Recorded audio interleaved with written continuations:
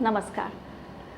वो जो चीज़ों को इधर उधर रखकर भूल जाते हैं, बातें भूल जाते हैं, जिन कामों को पहले आसानी से कर लेते थे उन्हें करने में दिक्कत महसूस करते हैं या बार बार एक ही सवाल पूछते हैं, लोगों से मिलना जुलना उन्हें पसंद नहीं आता, ऐसे बुजुर्ग हमें घर में या आस पड़ोस में तो मिल ही जाते हैं और हम सोचते हैं कि ओल्ड एज में इस तरह का होना नॉर्मल बात है। लेकिन क्या आप जानते हैं एक बीमारी भी होती है अल्जाइमर, उसमें भी कुछ इसी तरह के लक्षण होते हैं जो धीरे धीरे बढ़कर बहुत गंभीर रूप ले लेते हैं, इतना कि व्यक्ति को अपने डेली रूटीन के कामों के लिए भी किसी की मदद की ज़रूरत पड़ने लगती है।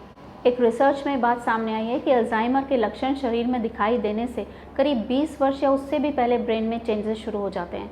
अल्जाइमर क्या है और क्या हम कुछ ऐसा कर सकते हैं कि अल्जाइमर के खतरे को कम कर सकें? आइए जानते हैं डॉक्टर सुनील शर्मा से। आप एसएमएस हॉस्पिटल के मनोचिकित्सा विभाग में सीनियर स्पेशलिस्ट हैं। नमस्कार सर। नमस्कार। यूडेमोनिक क्वेस्ट में आपका बहुत बहुत स्वागत। बहुत इंपॉर्टेंट बात कही कि अर्ली डायग्नोसिस और ट्रीटमेंट, क्योंकि मैं अगर अपने पर्सनल एक्सपीरियंस की बात करूं कि मेरी मदर को जो है डिमेंशिया डायग्नोस हो गया था 2021 में और अब 4 साल होने वाले हैं और उनकी जो कंडीशन उस वक्त थी शुरू में तो उनको ये भी लगता था कि मैं जो बातें भूल जाती थी अब उतना नहीं भूलती हूँ और कुछ बहुत ज़्यादा चेंज नहीं आया है। ठीक है, कुछ मेरे को कैलकुलेशन में दिक्कत है, लेकिन जिस तरीके के मैं ये प्रोग्राम के लिए क्वेश्चंस तैयार करते हुए जब पढ़ रही थी तो जितना इसमें जो कॉम्प्लिकेशंस जो बताए थे हो सकते हैं वो अभी ट्रीटमेंट की वजह से मुझे लग रहा है कि वो प्रोग्रेशन उनका स्लो हुआ। कुछ रीजंस होते हैं जैसे ट्रॉमा वगैरह है, हेड ट्रॉमा अगर कोई हुआ है, कुछ कार्डियोवास्कुलर रिस्क होते हैं, जैसे मान लो कहीं पे कोई हाइपरटेंशन है और कोई स्ट्रोक छोटा मोटा आ गया है या ब्लड सप्लाई रुक गई है या क्रॉनिक डायबिटीज़ वगैरह हैं। परिवार वालों को पहले नोटिस होता है कि भाई आजकल ये व्यक्ति ज़रूरत से ज़्यादा भूलने लग गया है या बार बार चीज़ों को भूल रहे हैं या उनके व्यवहार में परिवर्तन आ रहा है, नींद वगैरह में डिस्टर्बेंसेस आ रहे हैं, तो सबसे पहले उसी वक्त उनको इवैल्यूएशन करवाना चाहिए। सर, जैसे कि आज हम अल्जाइमर पर बात कर रहे हैं तो सबसे पहले मैं ये जानना चाहूँगी कि आप हमारे व्यूअर्स को बताएं कि अल्जाइमर बीमारी दरअसल होती क्या है। देखिए, अल्जाइमर्स जो है वो डिमेंशिया का एक प्रकार है। डिमेंशिया हम कहते हैं जहाँ पे हमको याददाश्त में कमी होने लग जाती है या हमारे लेटर ऑन जब ये सीवियरिटी हो जाती है तो उसमें व्यवहार में परिवर्तन होने लगता है और दिनचर्या जो है वो प्रभावित होने लगती है। तो जो डिमेंशिया है वो कई प्रकार का होता है, उसमें से एक प्रकार जो कॉमन होता है वो अल्जाइमर्स होता है। उसके अलावा जो डिमेंशिया है वो वास्कुलर डिमेंशिया है, लेवाई बॉडी डिमेंशिया हम बोलते हैं, फिर पार्किंसंस की कॉम्प्लिकेशंस के अंदर भी ये आता है, एक फ्रंटोटेम्पोरल डिमेंशिया होता है। तो इस और कुछ जो ट्रॉमा वगैरह की वजह से भी डिमेंशिया हो जाता है, कुछ न्यूट्रिशनल डेफिशिएंसीज की वजह से भी डिमेंशिया होता है। तो लेकिन इन सब में जो कॉमन है जिसको हम dementia is equal to Alzheimer's मानते हैं वो एक तरह का डिमेंशिया का प्रकार है और जिसमें हम याददाश्त मुख्य तौर पे और बाकी जो सिम्टम्स हैं व्यवहार से संबंधित वो आते हैं। अल्जाइमर के शुरुआती लक्षण क्या होते हैं और किस तरीके से इनको पहचाना जा सकता है? देखिए, सबसे इम्पॉर्टेंट जो अल्जाइमर्स का लक्षण है शुरुआती वो है मेमोरी लॉस, यानी याददाश्त में कमी।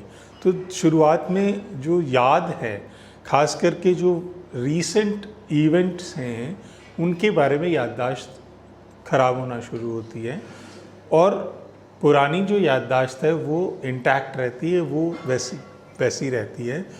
नए जो चीज़ें होती हैं उसमें रीसेंट इवेंट या हाल ही में क्या बात हुई है, क्या चीज़ डिस्कशन हुई है, वो चीज़ें भूलने लगते हैं। या जैसे अभी खाना खाया, थोड़ी देर बाद फिर लगने लगेगा कि कुछ कहाँ मतलब खा लिया कि नहीं खाना। दूसरी चीज़ होती है कि प्लानिंग्स जो होती हैं या प्रॉब्लम सॉल्विंग जो चीज़ें होती हैं उनमें डिफ़िकल्टी होने लगती है, तो वो उस चीज़ को प्लान नहीं कर पाते हैं प्रॉपरली। तो एक ये लक्षण होता है। तीसरा जो होता है कि जो फेमिलियर टास्क्स होते हैं, जो रोज़मर्रा के जो काम होते हैं उनमें भी डिफ़िकल्टी आना शुरू हो जाती है, तो उनकी जो सीक्वेंस होती है उस सीक्वेंस में गड़बड़ हो जाती है।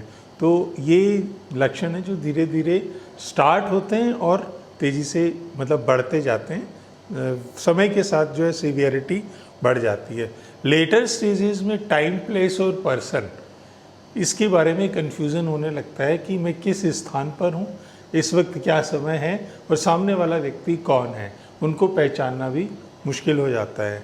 चीज़ों को भूलने लगते हैं, रास्ते जो हैं वो भूल जाते हैं, बाथरूम किस तरफ है वो भूल जाते हैं। तो इस तरह की चीज़ें हैं और इसी की वजह से कुछ व्यवहार में परिवर्तन आने लगता है, चिड़चिड़ापन होने लगता है, एक ही चीज़ को बार बार दोहराने लगते हैं, है ना। और समय पूछते हैं, आप कोई चीज़ बता रहे हैं वो आपको नहीं बता पा रहे हैं। तो इस तरह की जो व्यवहार से संबंधित समस्याएं हैं, कई बार नींद में कमी हो जाती है या साथ में कुछ साइकेट्रिक इश्यूज भी डेवलप होने लग जाते हैं, जिसमें एंजाइटी है या डिप्रेशन है और साथ में कुछ साइकोसिस जैसे सिम्टम्स भी आने लगते हैं। सर, पर जनरली जैसे आपने कई सारे जो सिम्टम्स बताए वो हमें बहुत सारे बुज़ुर्गों में देखने को मिलते हैं कि जैसे वो थोड़े चिड़चिड़े भी हो जाते हैं या फिर यूँ कहें कि वो भूलने लगते हैं। तो जैसे लोगों को ये लगता है कि ये तो बुढ़ापे में होता ही है, ये बूढ़े लोगों की कुछ ना कुछ समस्या है। तो क्या ये बात सही है या उनको कुछ दिक्कतें हो रही होती हैं जो नॉर्मल नहीं है? अगर हम इसको देखें तो इसको 3 पार्ट में डिवाइड कर सकते हैं। एक पार्ट तो होता है नॉर्मल फॉरगेटफुलनेस जो एज रिलेटेड होती है। एक होता है हम बोलते हैं एमसीआई। एमसीआई में है मिनिमल कॉग्निटिव इम्पेयरमेंट, और तीसरा जो है डिमेंशिया या एल्जाइमर्स। तो जो एज रिलेटेड या एमसीआई जिसको हम बोल रहे हैं, उन दोनों में जो लाइफ में जो डिफ़िकल्टीज़ आती हैं रोज़मर्रा की ज़िंदगी में, वो बहुत कम आती हैं या मिनिमल आती हैं। जैसे चाबी भूल गए, आपने चाबी ले ली वापस से, चलो ठीक है। कभी कोई चीज़ भूल गए, वो वापस याद आ गई। तो ये चीज़ें होती हैं। तो एक तो ये है, लेकिन एल्जाइमर्स के अंदर एक बार स्टार्ट होने के बाद में वो धीरे धीरे सीवियरिटी बढ़ती जाती है, पहले और चीज़ें भी मतलब ख़राब होती जाती हैं। तो ये एक फ़र्क है इन चीज़ों में कि एज रिलेटेड या एल्जाइमर। तो सर, ये अल्जाइमर होने के क्या कारण होते हैं और इसके रिस्क फैक्टर क्या? एज एक फैक्टर है, ये जनरली 65 के बाद में ये होता है। दूसरा जो रिस्क फैक्टर्स है, फीमेल्स में जो एंजाइमर्स है या डिमेंशिया है, ये थोड़ा ज़्यादा होता है। तीसरा जेनेटिक्स हैं, जेनेटिक्स एंड फैमिली में पास्ट हिस्ट्री है क्या, तो जेनेटिकली भी ये ट्रांसमिट होते हैं कि अगर आपके ब्लड रिलेटिव्स में, पेरेंट्स में, ग्रैंड पेरेंट्स में अगर है तो संभावना बढ़ जाती है। फिर कुछ रीजंस होते हैं, जैसे ट्रॉमा वगैरह है, हेड ट्रॉमा अगर कोई हुआ है। कुछ कार्डियोवास्कुलर रिस्क्स होते हैं, जैसे मान लो कहीं पे कोई हाइपरटेंशन है और कोई स्ट्रोक छोटा मोटा आ गया है, या ब्लड सप्लाई रुक गई है, या क्रॉनिक डायबिटीज़ वगैरह हैं, वो अगर चल रही हैं क्रॉनिक और वो मैनेज नहीं है ब्लड शुगर लेवल, तो वो भी एक कारण हो सकता है। इसके अलावा न्यूट्रिशनल डेफिशिएंसीज होती हैं, वो भी एक कारण हो सकता है। बाकी जो सेडेंट्री लाइफस्टाइल है वो एक रीज़न हो सकता है। तो ये रीज़न और रिस्क फैक्टर्स दोनों हम कंबाइंड बात कर लेते हैं। कुछ क्रॉनिक इन्फ्लेमेशंस होते हैं या इन्फेक्शंस होते हैं, उनकी वजह से भी ये होता है। और कई बार जैसे डिप्रेशन है, तो डिप्रेशन में भी डिमेंशिया जैसे लक्षण आते हैं, लेकिन उनको कहते हैं सूडो डिमेंशिया, यानी वो डिमेंशिया एक्चुअल में नहीं है, लेकिन सिम्टम्स उस जैसे आ रहे हैं और उसकी वजह जो है वो होती है डिप्रेशन। जी सर, अक्सर लोग जो, जैसे कि मैंने शुरू में भी आपसे कहा था कि लोगों को लगता है कि ये जो छोटी मोटी दिक्कतें हैं ये तो होती ही हैं, एजिंग का पार्ट है। वो इन शुरुआती जो इसके लक्षण होते हैं उनको इतना सीरियसली नहीं लेते, और जब बाद में दिक्कत आती है तो उस वक्त उसको कोप अप कर पाना उनके लिए मुश्किल हो जाता है। लेकिन जब अगर मान लीजिए किसी को लगा कि ये जो लक्षण, जैसे अभी हमने डिस्कस किए, कोई अगर वीडियो हमारा देख रहे हैं, उनको ये लगता है कि इस तरीके के कुछ लक्षण उनमें हैं, तो कैसे इसका डायग्नोसिस कहाँ हो पाता है? देखिए, जब भी आपको परिवार वालों को पहले नोटिस होता है कि आजकल ये व्यक्ति ज़रूरत से ज़्यादा भूलने लग गया है, या बार बार चीज़ों को भूल रहे हैं, या उनके व्यवहार में परिवर्तन आ रहा है, नींद वगैरह में डिस्टर्बेंसेस आ रहे हैं, तो सबसे पहले उसी वक्त उनको इवैल्यूएशन करवाना चाहिए। और जो फिज़िकल इलनेसेस हैं उनको भी एक बार साथ में देख लेना चाहिए कि कोई ब्लड प्रेशर तो नहीं है, कोई डायबिटीज़ तो नहीं है। और उसके बाद इवैल्यूएशन कराने के दौरान कुछ हिस्ट्री होती है, कुछ उनका जो टेस्ट होता है, जिससे हम हर बार बात करते हैं कि कुछ टेस्ट होते हैं मोका और या दूसरी जो मेंटल स्टेटस एग्जामिनेशन वगैरह हैं, और साथ में सीटी स्कैन या एमआरआई जैसी जो डायग्नोसिस हैं वो भी हेल्पफुल होती हैं इन चीज़ों में, टू नो कि क्या चल रहा है, कि वजह क्या हो सकती है।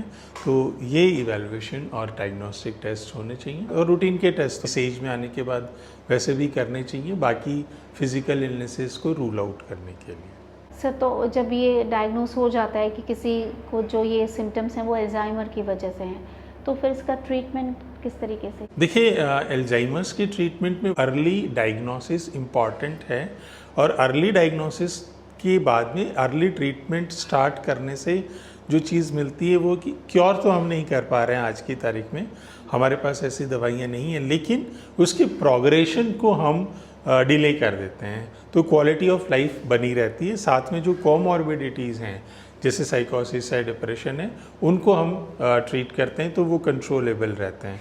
तो जो ओवरऑल लाइफस्टाइल है, जो क्वालिटी ऑफ लाइफ है, वो बेटर रहती है। तो इसके अंदर जो मेनली जो यूज़ किया जाता है वो डोनापेजिल या मेमेंटिन जो दवाइयाँ हैं जो हॉल्ट करती हैं, यानी जो डिज़ीज़ के प्रोग्रेशन को स्लो कर देती हैं। उसके अलावा एंजाइटी के लिए या डिप्रेशन के लिए SSRI जो मेडिसिन हैं या एंटीसाइकोटिक मेडिसिन हैं वो भी यूज़ करते हैं। यहाँ पे एक बात और मैं कहना चाहता हूँ कि कुछ डिमेंशियाज रिवर्सिबल होते हैं, जैसे हमने अभी बात की कुछ न्यूट्रिशन डेफिशिएंसीज़ की, उसमें जैसे अल्कोहल है, अगर अल्कोहल की वजह से भी डिमेंशिया होता है तो वो अगर सही टाइम पे अर्ली हम आइडेंटिफाई करते हैं तो कुछ हद तक उसको हम प्रिवेंट करते हैं। लेकिन अल्कोहल यूज़ क्रॉनिक हो गया और क्रॉनिसिटी में जाने के बाद में इरिवर्सिबल रहता है।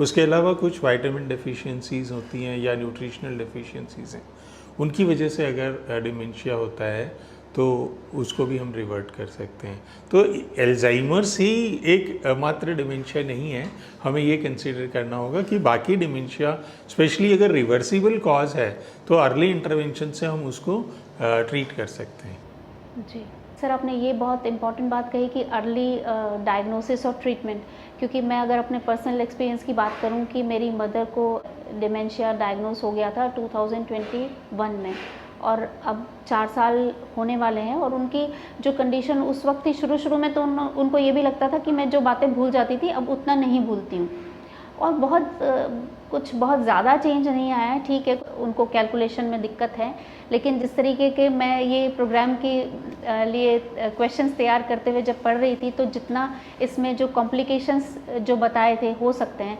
वो अभी ट्रीटमेंट की वजह से मुझे लग रहा है कि वो प्रोग्रेशन उनका स्लो हुआ है। इसके कंपैरिजन में हमारी फैमिली में ही हमने देखा कि एक केस और था, वहाँ पर ऐसा जो कि पढ़ते हुए मुझे पता लगा कि उनको सेम दिक्कतें थी, लेकिन क्योंकि उस वक्त कोई अवेयर ही नहीं था कि ये इस तरीके की समस्या हो सकती है, उनको ये अल्जाइमर का ट्रीटमेंट नहीं मिल पाया, और उनकी लास्ट में जो इसमें जिस तरीके का बहुत ही कॉम्प्लिकेटेड सिचुएशन होती है, अपना ठीक से खा नहीं पाते, वो सारे जो वर्स्ट सिचुएशंस इसमें बताई जाती हैं सर, वो वहाँ तक उनकी कंडीशन हो गई, और तब तक ये पता नहीं चल पाया था कि रूट कॉज क्या है उनकी दिक्कतों का। बिल्कुल आपका कहना सही है कीर्ति जी कि अवेयरनेस बहुत इम्पॉर्टेंट है, और अवेयरनेस के बाद उसको एक्सेप्ट करके early diagnosis and early management is very important to have good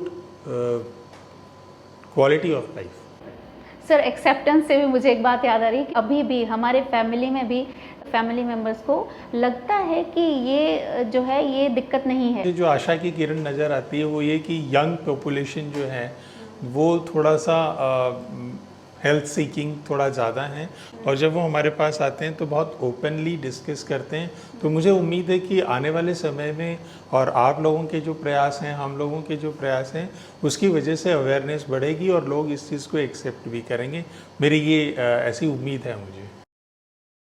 sir, हम कोशिश तो इसलिए कर रहे हैं क्योंकि मैंने एक रेडियो प्रोग्राम विविध भारती जो है उस पे मैंने सुना था कि डिमेंशिया कुछ बीमारी होती है, इसमें इस तरीके के सिम्टम्स होते हैं। उसको सुनने के बाद मैंने न्यूरोलॉजिस्ट को कंसल्ट किया, तब फिर मुझे पता चला कि हाँ ये दिक्कत थी। तो ये बहुत बड़ा रोल है प्रत्येक व्यक्ति को, हर चैनल को या हर जगह से जहाँ पे हम अवेयर कर सकते हैं उसको मेंटल हेल्थ के लिए, अल्जाइमर्स के लिए, बाकी बीमारियों के लिए अवेयर करना ज़रूरी है। Thank you so much sir, आपने अल्जाइमर जैसी बीमारी जो इतना गंभीर रूप ले सकती है उसके बारे में, उसके सिम्टम्स के बारे में बताया। हम इस पर आगे भी बात जारी रखेंगे। आपने हमें इतना समय दिया, इसके लिए आपका बहुत बहुत शुक्रिया। बहुत बहुत धन्यवाद कीर्ति जी, आपने इस टॉपिक को भी लिया और उम्मीद है कि आगे भी आप मेंटल हेल्थ से रिलेटेड टॉपिक्स को अपने चैनल के माध्यम से अवेयरनेस करते रहेंगे। अगर मान लो किसी व्यक्ति को नॉर्मल फॉरगेटफुलनेस भी है या बहुत शुरुआती लक्षण है तो उनको इवेलुएट करवा लेना चाहिए और समय समय पर उनको फॉलो अप विजिट भी होना चाहिए कि 2 महीने बाद 6 महीने बाद अगर सिम्टम्स में कुछ लक्षणों में कोई परिवर्तन दिखाई दे रहा है तो वो कहीं प्रोग्रेशन तो नहीं कर रहा है उस और बढ़ तो मैंने बताया कि मैंने विविध भारती का एक प्रोग्राम सुना था जिसमें मुझे पता चला था, उसमें वो ये बता रहे थे कि अक्सर उनके पास जो पेशेंट आते होंगे उनमें वो बताते हैं कि सास बहू में अक्सर इस बात पे झगड़ा होता है कि सास बोलती है कि बहू मुझे खाना नहीं देती है, जबकि वो खाना दे चुकी होती है और बहू इस बात पर नाराज़ होती है। उनकी लंबे समय तक ये दिक्कतें चलती रहती हैं, ये उन्हें बाद में पता चलता है कि इस बीमारी की वजह से। केयर गिवर का सबसे स्पेशली इन डिमेंशिया और एंजाइमर्स के अंदर जो रोल है वो बड़ा पेशेंस वाला रोल है, क्योंकि आपको पता है कि वो सामने वाला व्यक्ति भूल रहा है तो वो बार बार चीज़ें पूछेगा भी, बार बार आपको रिमाइंड कराएगा कि मुझे दवाई दे दो, लेकिन आपने ऑलरेडी दवाई दे चुके हैं। तो उनको वो चीज़ बार बार आपको बतानी पड़ती है और बहुत ही प्यार से बतानी पड़ती है कि जी आपको हमने 10 मिनट पहले दवाई दी। जो डिटीरियोरेशन होता है वो यूजुअली टाइम प्लेस पर्सन इसी सीक्वेंस में होता है। पर्सन से जो इनका और डिसोरिएंटेशन होता है वो लेट होता है या बाद में होता है। तो सबसे अहम बात ये कि पहले शुरुआत में हम जो परिचित चेहरे हैं, जो फेमिलियर लोग हैं फैमिली के या आसपास के, पहले उनके साथ में हम उनसे उनकी मुलाकात कराएं